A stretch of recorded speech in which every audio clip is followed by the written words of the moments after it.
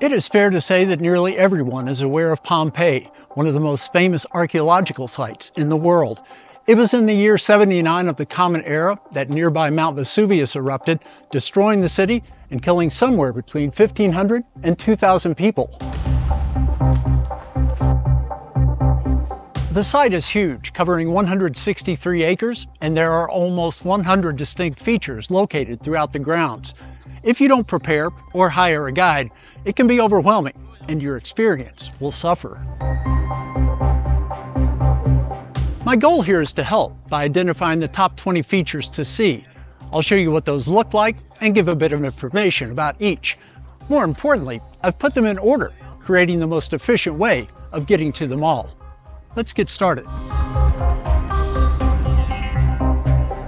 Not only is Pompeii one of the most famous archaeological sites in the world, it is one of the most unique. When Vesuvius erupted, the city was smothered by up to 20 feet of pumice and ash. That preserved the ruins like a time capsule. This was home to as many as 20,000 people at the time of the eruption. Their homes and all of the public spaces were swallowed by the output of the volcano. It was only at the very end of the 16th century that the remnants of Pompeii were discovered, and a couple of centuries after that for the ancient city to once again be revealed through archaeological work. Today, this is recognized as the only place in the world that shows a complete Roman city from those early days. 2.5 million people come to explore the ruins each year. Here's my plan for doing it right. Gain access through the Porta Marina entrance. It's one of 3 spots where you can get in. This is the closest to where the trains arrive at the Pompeii Scavi station. I bought my tickets online, but on a Monday in October, it appeared as though buying them at the entrance would have been just as easy. Once inside, you walk through the Marina gates, the most impressive of the 7 gates that allowed passage through the walls. Defensive walls at Pompeii date to the 6th century BCE. A short distance after coming through the entrance is the Basilica. This was the most important building of the Forum, which was built in the 2nd century BCE. The rectangular structure covered 1,500 square meters. Court proceedings were handled in this space, and it was a site for some business dealings as well.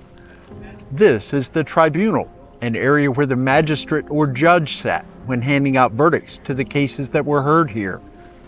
Only stumps remain of 28 brick columns, which are thought to have supported the roof. Originally, these would have been about 11 meters or 36 feet tall. Excavation here began in the early 19th century. Next door to the Basilica is the Sanctuary of Apollo, or the Temple of Apollo. This is one of the oldest religious sites within Pompeii. It is dedicated to the Greek and Roman god Apollo. A temple was situated here as early as the 6th century BCE. What you see here now dates to the 2nd and 3rd century. Quite a bit remains, with columns, basins, and statues throughout the space. There was damage to the temple in an earthquake 17 years before the Vesuvius eruption. Repairs had not fully been made by the time Pompeii was destroyed. It's only seconds to move from the Sanctuary of Apollo to the Forum. This was the main square in ancient Pompeii. Daily life was centered here, and important governmental buildings like the Basilica and religious temples such as the Sanctuary of Apollo surrounded it. There were no private homes adjacent to the Forum, but there were shops lined on one side. Today, upon entering through the Marina gate, this is where the crowds gather, with people experiencing for the first time the magnificence of the site. The Forum is roughly 465 feet by 125 feet. It is still primarily an open space with a few columns and a statue or two. I appreciated this arched passage where moving through revealed the expansive nature of this feature. The Basilica, the Sanctuary of Apollo, and the Forum are all right here within steps of each other, and you could take them in any order. There's more that we're going to see just down the way a little bit. We'll circle back to that. Right now we're going to go to another area, maybe get rid of some of the crowds just a little bit. The walk from the Forum to the Temple of Isis takes about 5 minutes. Created in tribute to the Egyptian goddess, the decorations and furnishings in this small temple were mostly intact when found. It was one of the first discoveries made in excavations in the mid-18th century and served as evidence that Pompeii was special. On this day, though, there was no access to the temple. I'm told that this happens quite frequently. There will be a site that you want to see in particular, and it will be closed. What you do then is you just move on. There was a site that I passed on the way to the Temple of Isis that I think I'll check out now. The area that I noticed is the Triangular Forum. It is one of the oldest sacred sites in the city, dating to the 6th century BCE. In a telling feature, it was built on top of a ridge of lava rock. The year 79 was not the first time that Vesuvius impacted this region. Columns surround the central part of this forum. Steps lead to the spot where a temple once stood. Not many people chose to make this one of their stops. I liked it because of the numerous trees and the various ruins scattered amongst them. This element is remarkable. The grand or large theater took shape in the middle of the 2nd century BCE. It was damaged in the earthquake of 62, refurbished, then of course covered in the eruption of 79. The venue was constructed in this particular spot to take advantage of the contour of a hill for the seating. The theater could seat up to 5,000 people. As you can see, this is one of the more popular places for visitors to Pompeii. It's no wonder, as everyone can imagine relaxing as an audience member and being entertained by a drama or comedy. In excavations, this was the first major structure to have all of the volcanic debris cleared from it. Immediately adjacent to the large theater is the small one, also known as the Odeon. Access here was more limited, but it was still possible to get a feel for the place. Musical and theatrical productions were placed on the stage here, as well as the most popular entertainment of the time, mime. This theater could seat just under 1,500 individuals. As a way to enhance the acoustics in the space, there was a cover over the entire expanse. It is said that a whisper on stage could be heard clearly in the back row. It's a 7 or 8 minute walk from the small theater to the next stop, the Garden of the Fugitives. This is the first opportunity to see casts of the victims of the Vesuvius disaster. To the side of the garden, there are 13 bodies depicted. It clarifies what happened here in human terms. Cavities were found in this area and filled with plaster of Paris. That shows the position of the bodies as they were overtaken by the pyroclastic flow. These individuals were attempting to find a way out of one of the gates. They were on top of pumice, which had already accumulated to a depth of 3.5 meters. Can you imagine the terror? This is one of the most solemn sights in Pompeii. It's only about 5 minutes onto the large Palaestra. This is a huge open-air square that is roughly 140 meters on each side. Columns frame the yard on 3 of those sides. It was a space for mental and physical training of young citizens. There was a swimming pool located in the center. What I enjoyed most about the Palaestra were the exhibits situated inside of the surrounding structure. There is a permanent exhibit and a place for temporary ones as well. The temporary exhibit when I visited was titled Common Lives in the Shadow of Vesuvius. It was well done and included some additional castings. 18 victims were found in just one room of the Palaestra. There was no extra charge to see the exhibits. Just steps away from the Palaestra is the largest performance space among the ruins. This is the Amphitheater. It's the oldest one that has been discovered in the Roman world, built in the 1st century BCE. Previous such structures had been crafted out of wood, but this was one of the first made of stone. As many as 20,000 people could find places to sit in this arena. The surface here is 6 meters below ground level and measures 66 by 35 meters. The entertainment consisted of gladiator contests and what was called beast hunting. In modern times, the band Pink Floyd filmed a concert here, over 4 days in 1971 without an audience. Other acts, including Elton John, have performed here since then. After the Palestra and the Amphitheater, it's time to start circling back to near where we began. We are about halfway through with our journey here. From the Amphitheater, it is a 13-minute walk to this building. I believe that it is fairly typical for there to be a line to get inside the Lupar. The Lupar is the largest of around 24 brothels found within Pompeii. Access to the 2-story building is limited to going in one door, passing through several rooms, then exiting through another door. Each room contains a single stone bed, which was most likely covered with a thin mattress. There are a number of frescoes which depict sexual acts between men and women. In part, these were designed to provide a menu of services offered at the brothel. Prostitution was normalized in the city, and this was just like any other business. Reaching the Macellum completes the circle of the eastern part of the archaeological site. This is next to the Forum. When this building was first uncovered, it was initially thought to be a temple of some sort because of the 12 column bases situated in the center. Subsequent digging turned up cereal grains and fruits in one spot and fish scales and bones in another. It was then determined that this was a market.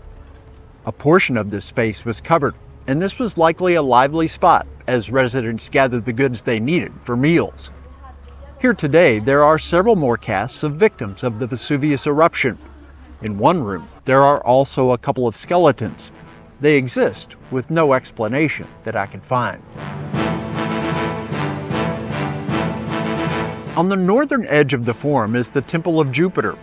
This was built around 150 BCE, and it later became the main temple in Pompeii. The interior included not only a statue of Jupiter, but also sculptures depicting Juno and Minerva. What can be seen today includes the podium on which the temple sat. That is 17 meters across the front. Columns of various heights stand on top. There are a pair of arched passageways that would have been to each side of the temple. A few steps behind the Temple of Jupiter is a well-preserved building that held the Forum baths. I found this to be one of the most interesting sites within Pompeii. It is the largest and most elaborate of all the baths found so far. The decorations are incredible throughout. I particularly like the terracotta figures that line the walls in one chamber. Some of the bathing stations are intact as well. There were separate areas for men and women. Also, the chambers had various temperatures of water. That covered everything from hot to warm to cold. Public baths were a huge part of the social experience for those living in the city. Continuing a little farther to the north is the house of the tragic poet. This was even at the time a rather modest home in Pompeii. It was full, however, of frescoes, paintings, and tile mosaic floors. Views of the house are limited. One of the most amazing features is behind glass at the entrance. It is a mosaic of a domestic dog, accompanied by the Latin phrase cave canem, which means beware of the dog. Pretty cool. Another short distance away is the house of the small fountain. This is a fountain, but not the one which gives the house its name. That one is on the inside. This building was closed to the public. It looks as though some work is being done on this element. Hopefully, that will be finished when you visit. Staying in the same cluster of buildings, this is the House of the Fawn. More a palace than a house, this structure and its grounds are massive. Just the interior measures nearly 3,000 square meters, and the complex covers an entire city block. I walked through a portion, thought that was all, and then discovered there was even more that I hadn't seen. This has become one of the elements that is most popular for visitors to Pompeii. This figure, a replica of the original which is in the National Museum, gives the house its name. It would be easy to spend 30 minutes or more exploring all of the features that are part of this specific site. Another short walk away, the House of the Vitus, might be even more impressive than the House of the Fawn. The amount and quality of the frescoes on the walls inside the structure is mind-blowing. I had to keep reminding myself that this opulence and beauty is contained in a home that is around 2,000 years old. As striking as the interior is the garden, which combines greenery and statues. What can be seen in these most recent elements is that some of the residents of Pompeii were quite wealthy. In 2023, the House of the Vitites reopened after being closed for 20 years. It is quickly becoming a favorite amongst visitors. It's a 5-minute walk onto the house of the surgeon. At one time, experts thought this was one of the oldest homes in Pompeii. Additional exploration, though, proved that it was built around the same time as surrounding homes. Close to 40 surgical instruments from the time were found in the structure, leading to the name it has been given. This element was not available to guests when I visited. To access the Villa of the Mysteries, it's necessary to show a ticket for the area to the northwest of the core of Pompeii. It is a pleasant 10-minute walk. This would have been a suburb of the city. The villa is a spectacular structure, both on the inside and out. It is large, and in its final days was a place where wine was produced. It is called the Villa of the Mysteries because of an enigmatic fresco which covers 3 walls of the dining room. The thing is, I didn't see it. I'm not sure how I missed it, as I thought I meandered through every area that was open. Images that I have seen online show a brightly colored and detailed piece of art. I remain disappointed at not having gotten a look. I covered a lot, over 20 elements. Still, that's only a fifth of what is contained within the Pompeii Archaeological Site. Between all the points on my little tour, there are countless places of interest along the way. Don't get so caught up in the next destination. If something catches your eye, go take a look. Use what I've put together as the framework for your visit and include other pieces as you happen upon them. No matter what your plan is for visiting, it's almost guaranteed that you will leave in awe of what you have seen. I'm leaving a Google map in the description showing all of the elements that are included in this video. Hopefully this gives you a good idea of how to make the most of your time in Pompeii. Let me know in the comments how I did, and I would really be curious to know how my plan compares with what you get when you take a guided tour or an audio tour. I purchased Pompeii Plus, which was €4 more than Pompeii Express. The Villa of Mysteries was the only place I was able to access that was on my list for that extra cost. I'll leave it to you to determine if that's worth it. Coming to see the ruins of Pompeii is something you should definitely do if you are in southern Italy. I've had a remarkable time. I invite you to check out some of my other videos. There's plenty to see here on Old, Alone, and Far From Home.